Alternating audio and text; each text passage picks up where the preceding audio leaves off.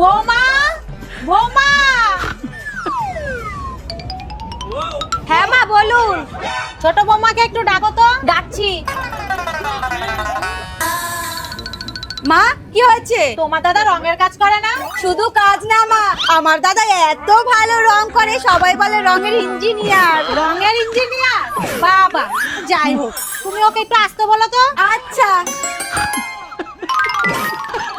বোন, এই বোন। ও তুই আয় আয় আয় বস। মা দাদা চলে এসেছে। তোমার দাদাকে একটু চা দাও। আচ্ছা।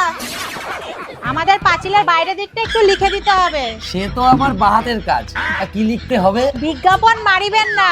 মা এখন কেউ বাংলায় লেখে না, সবাই ইংরেজিতে লেখে। তুমি ইংরেজিতে লিখে দিও স্টিকনোবিল। ধুর, এতটা লিখতে গেলে অনেকটা জায়গা লাগবে, দেখতে খারাপ লাগবে।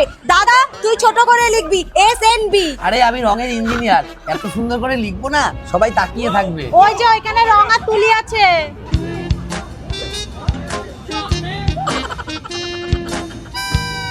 লেখা হয়ে গেল? হ্যাঁ, যান দেখে আসুন। মা আমি আগে দেখবো। কি ব্যাপার, হা হয়ে গেল কেন?